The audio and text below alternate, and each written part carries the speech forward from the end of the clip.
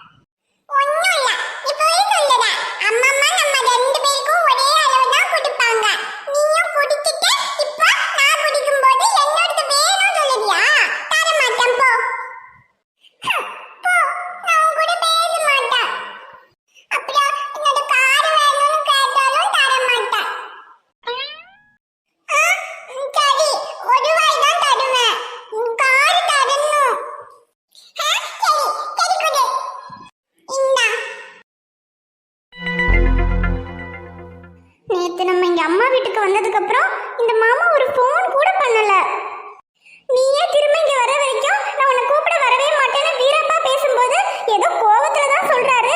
ஆனா நம்மளை விட்டு அவரால் இருக்க முடியாது, வந்த உடனேயே கூப்பிட வந்துருவாருன்னு பார்த்தா இப்போ ஒரு நாள் முழுசா முடிஞ்சு போச்சு. ஒரு போன் கூட பண்ணல, நம்மள கூப்பிடவும் வரல.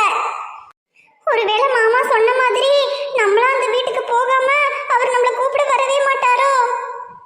சரி, கோவத்தை விட்டு நம்மளாவே இந்த வீட்டுக்கு போயிடலான்னு பார்த்தா இனிமே இந்த வீட்டுக்கு வர மாட்டேன், அப்படி வந்தா என்ன பனிஷ்மெண்ட் வேணா கொடுங்கன்னு வீரப்பா வேற பேசிட்டோம். மாமா வேற ஒருவேளை நீ தோத்து போயிட்டேன்னா உனக்கு பலமா பனிஷ்மெண்ட் கொடுப்பேன்னு சொன்னாரு. அதை நினைச்சா வேற பயமா இருக்கே.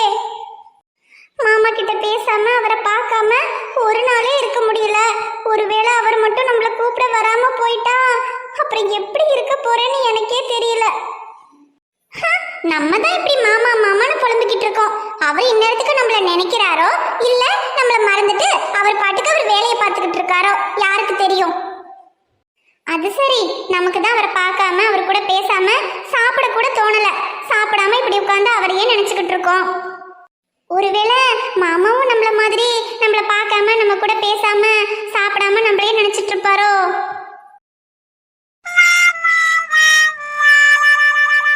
என்ன சாம்பார் மட்டும் இருக்கு, சட்னியை காணோம்.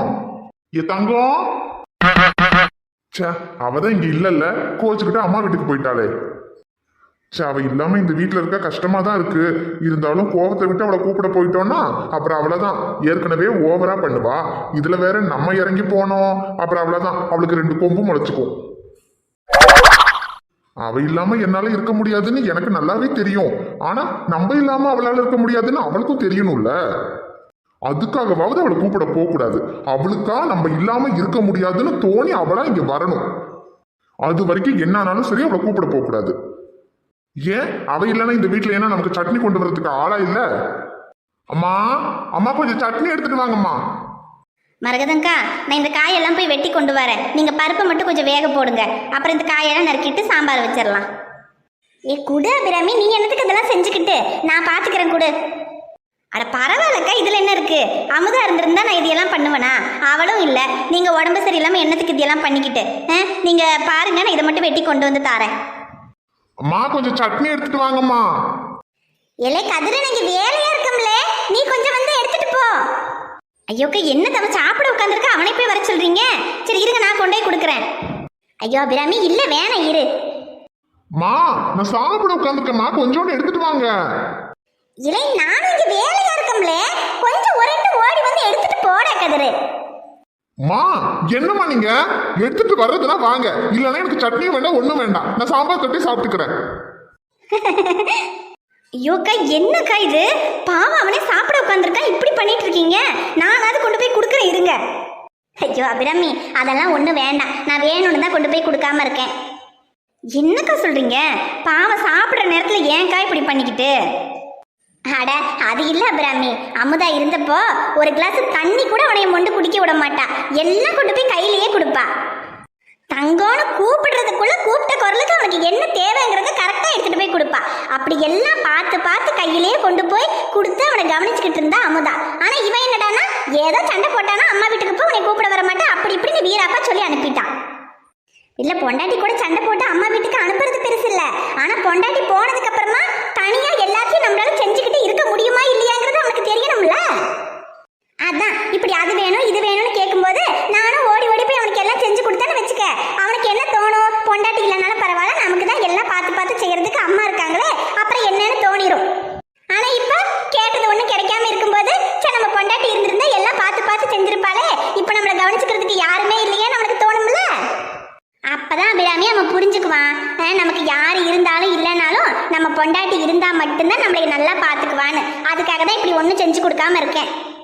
என்னன்னு நீங்க சொல்றீங்க? நீங்க சொல்றது கேட்கும்போது எனக்கே அதிசயமா இருக்கு. எல்லா வீடுகள்லயும் மகன் அம்மாவை விட பொண்டாட்டியை புகழ்ந்து பேசிட்டா போதும், உனக்கு நேத்து வந்தப்ப முக்கியமா போயிட்டாளா, இந்த அம்மா உன்னை எப்படியெல்லாம் பாத்துக்கிட்டே அது உனக்கு முக்கியமா இல்லையாடான்னு சண்டைக்கு போவாங்க. நீங்க என்னடான்னா அம்மாவா இருந்துகிட்டு என்னை விட பொண்டாட்டி தான் முக்கியம்னு நினைக்கணுன்றதுக்காக இப்படியெல்லாம் பண்ணிக்கிட்டு இருக்கீங்க. அபிராமி, ஒரு அம்மாவா நான் என் மகனை கவனிச்சுக்கிறதுக்கும் ஒரு பொண்டாட்டியா அவ புருஷனை அவ கவனிச்சுக்கிறதுக்கும் நிறைய வித்தியாசம் இருக்கு. ஒரு அம்மாவா என் மகனை என்னை விட யாராலையும் நல்லா பார்த்துக்க முடியாதுன்னு நான் எப்படி நினைக்கிறேனோ அதே மாதிரி தான் ஒரு பொண்டாட்டியா என் புருஷனை என்னை விட யாராலையும் நல்லா பார்த்துக்க முடியாதுன்னு அவளும் நினைப்பா. ஆனா அதுக்குன்னு பொண்டாட்டி நல்லா பார்த்துக்கிறா, பொண்டாட்டி வந்துட்டாங்கிறதுக்காக என் பிள்ளை என்னைக்குமே என் அம்மா என்னை பார்த்துக்கிட்டது குறைச்சல்னு நினைச்சதே கிடையாது. அப்புறம் பையனுக்கு கல்யாணம் ஆகிற வரைக்கும் அவனை நம்ம கண்ணுக்குள்ள வச்சு பார்த்துக்கிட்டு இருந்திருப்போம், இல்லைன்னு இல்லை. ஆனா பொண்டாட்டி வந்ததுக்கு அப்புறம் நம்மளை விட அவன் நல்லா நம்ம பையனை பார்த்துக்கிட்டா அதுக்கு நம்ம சந்தோஷம் தானே படணும். ஏன்னா நம்ம காலத்துக்கு அப்புறம் நம்மளை விட நல்லா பார்த்துக்கிறதுக்கு அவனுக்கு அவன் பொண்டாட்டி இருக்காங்கிறது நமக்கு திருப்தி தானே. ஏன்னா நம்ம இனி எத்தனை காலத்துக்கு இருப்போம்னு தெரியாது அபிராமி. இதுக்கப்புறம் அவன் வாழ்க்கையில அவன் கூட கடைசி வரைக்கும் இருக்க போறது அவன் பொண்டாட்டி தான். அதனால ஒருவேளை அம்மா பாசம் குறைஞ்சு போச்சுன்னு அவன் நினைச்சா கூட அதுல எந்த பிரச்சனையும் இல்லை. ஆனா ஒரு நாளும் பொண்டாட்டி பாசம் குறைஞ்சிருச்சுன்னா அவங்களுக்குள்ள எந்த பிரச்சனையும் வந்துடக்கூடாது. இப்ப நான் இப்படி எல்லாம் பண்ணவன் தான் அவனுக்கு அவ இல்லாம இருக்க முடியாதுன்னு பாத்துக்க இப்பவே ஓடுவான், என் பொண்டாட்டியை நான் கூட்டிக்கிட்டு வரேன்னு. அதுக்காக தான் நான் இப்படி எல்லாம் பண்ணிக்கிட்டு இருக்கேன்.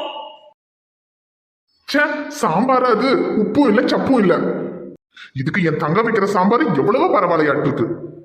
டே கதிரு, அரசனை நம்பி புருஷனை கை விட்டா மாதிரி தேவையில்லாம ஏதேதோ காரணத்துக்காக அவசரப்பட்டு தங்கத்தை விட்டு அனுப்பிட்டியோ? ஆமா, உனக்கு அதுல என்ன சந்தேகம்? இந்நேரத்துக்கு தங்கம் இருந்திருந்தா இப்படியா நம்மள நாய் மாதிரி கத்த விட்டுருப்பா? இந்நேரத்துக்கு என்ன வேணும் ஏது வேணும்னு பக்கத்துல இருந்து பார்த்து செஞ்சு கொடுத்துருப்பா. டி கதிரு, இன்னும் என்னடா வீராப்ப பார்த்துக்கிட்டு பொண்டாட்டி கிட்ட தோத்ததா வாழ்க்கையில தோத்ததா சரித்திரமே இல்ல. கிளம்புடா, முதல்ல போய் தங்கத்தை கூட்டிட்டு வந்துட்டுதான் அது வேலை. ஐயோ, நம்ம கூப்பிட போனா ஏதோ பனிஷ்மெண்ட் எல்லாம் கொடுக்குறேன்னு வேற சொன்னாலே, என்னவா இருக்கும்? ஏதாவது கஷ்டமான பனிஷ்மெண்டா கொடுத்துருவாளோ? அது எவ்வளவு கஷ்டமான பனிஷ்மெண்டா இருந்தாலும் சரி, என் தங்கத்தை பார்க்காம இருக்கிறத விட ஒன்னும் கஷ்டம் இல்லைல்ல. கதிரு, வெக்கத்தை பார்க்காம போய் காலில் உளுந்தாவது தங்கத்தை கூட்டிட்டு வந்துடுறா. அப்புறம் அபிராமி, இதை நான் கதிருக்கு மட்டும் சொல்லல, அரவிந்துக்கும் சேர்த்து தான் சொல்றேன். நீ அரவிந்த் மேல எவ்வளவு பாசம் வச்சிருக்கேன்னு எனக்கு நல்லா தெரியும். ஆனா கொஞ்சம் யோசிச்சு பாரு, உனக்கு அப்புறம் அவனை பாத்துக்கிறதுக்கு யார் இருக்கா? கல்யாணம் எப்படி நடந்திருந்தாலும் இப்போ சீதா தான் அவனோட பொண்டாட்டின்னு ஆயிப்போச்சு. இதுக்கப்புறம் அவங்க 2 பேரும் தான் புருஷன் பொண்டாட்டியா வாழ போறாங்க. இப்ப நீ அவங்க மேல கோவப்பட்டு என்ன ஆக போகுது சொல்லு? எதையாவது உன்னால மாத்த முடியுமா? இனி உன் காலத்துக்கு அப்புறம் அவனோட இருக்க போறது சீதா தான்.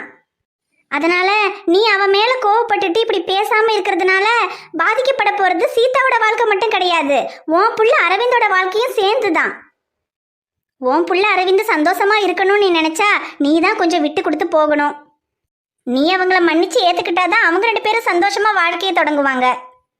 நம்ம இருக்கும்போதே நம்ம பிள்ளைங்க சந்தோஷமா வாழறாங்கன்னு நம்ம கண்ணால பார்த்தாதானே அபிராமி போய் சேரும்போது கூட நம்ம நிம்மதியா போய் சேர முடியும்.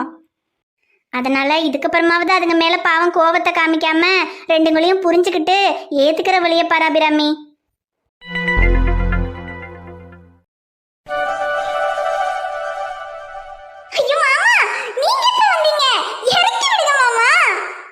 நான் வந்ததெல்லாம் இருக்கட்டும் தங்கம், முதல்ல நீ என்ன மன்னிச்சுட்டேன்னு சொல்லு, அப்பதான் விடுவேன்.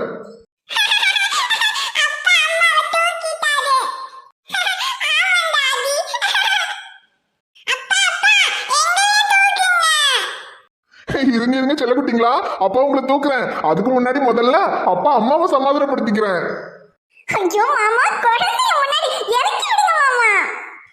யார் இருந்தாலும் சரி தங்கம், அதை பத்தியெல்லாம் எனக்கு இப்ப கவலை இல்லை. நீ என்ன மன்னிச்சுட்டேன்னு சொல்லு, நம்ம வீட்டுக்கு வரேன்னு சொல்லு, அப்பதான் நான் இறக்கி விடுவேன். ஐயோ மாமா, யாராவது பாத்துட்டு போறாங்க மாமா. அதுவும் இதுங்க ரெண்டுக்கு வேற இருக்கே, அதுவே போதும். எல்லார்கிட்டயும் சொல்லிடுவாங்க, இறக்கி விடுங்க மாமா.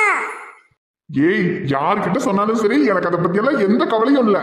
இப்ப நீ சொல்லு, என்னை மன்னிச்சுட்டேன் வீட்டுக்கு வரேன்னு சொல்லு, அப்பதான் நான் விடுவேன். மாமா, நான் எதுக்கு உங்களை மன்னிக்கணும்?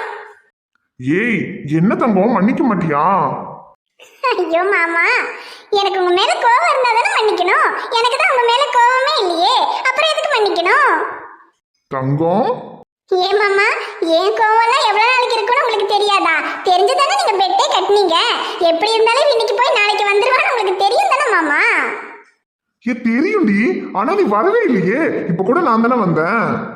நீங்க வேற மாமா, நீங்க வர்றதுக்கு ஒரு 5 நிமிஷம் லேட்டா இருந்தா கூட நான் பிள்ளைங்களை கூட்டிட்டு அங்க வீட்டுக்கு வந்திருப்பேன். அடி பாவி, அப்ப நான் தான் அவசரப்பட்டுனா? சரி பரவாயில்ல, நானே பெட்ல தோத்ததா இருக்கட்டும். நீ என்ன பனிஷ்மெண்ட் கொடுத்தாலும் சரி, அதை நான் வாங்கிக்கிறேன். ஐயோ, நான் என்ன மாமா பனிஷ்மெண்ட் கொடுக்க போறேன்? அது மட்டும் இல்லாம என்னாலையும் தான் உங்களை விட்டு இருக்க முடியல. நீங்க வரலன்னா நானும் தான் வந்திருப்பேன். அப்போ நானும் தோத்த மாதிரி தானே? தங்கம், நம்ம 2 பேருமே தோக்கல. ஒருத்தர் மேல ஒருத்தர் வச்சிருக்கிற பாசத்துல 2 பேருமே ஜெயிச்சிட்டோம். உன்னை விட்டு ஒரு நாள் கூட என்னால இருக்க முடியலடி. வா, நம்ம வீட்டுக்கு போலாம். இப்படி இப்படி தூக்கிட்டே போயிருவீங்களா? நீ மூணு சொல்லு, இப்படி தூக்கிட்டே போயிடுறேன்.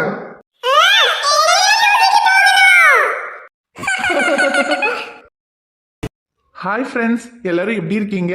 நிச்சயமா நலமா இருப்பீங்கன்னு நம்புறோம். இந்த வீடியோ பிடிச்சிருந்தா மறக்காம வீடியோவுக்கு ஒரு லைக் போடுங்க. வீடியோவை உங்க ஃப்ரெண்ட்ஸுக்கும் ஃபேமிலிக்கும் ஷேர் பண்ணுங்க. வீடியோ பத்தின கருத்து எதுவா இருந்தாலும் மறக்காம கமெண்ட்ல சொல்லுங்க. சேனலை இன்னும் நீங்க சப்ஸ்கிரைப் பண்ணாம பாத்துக்கிட்டு இருந்தீங்கன்னா மறக்காம சப்ஸ்கிரைப் பண்ணிட்டு பாருங்க. நாங்க உங்களை நாளைக்கு பார்க்க வரோம். Bye friends. பை.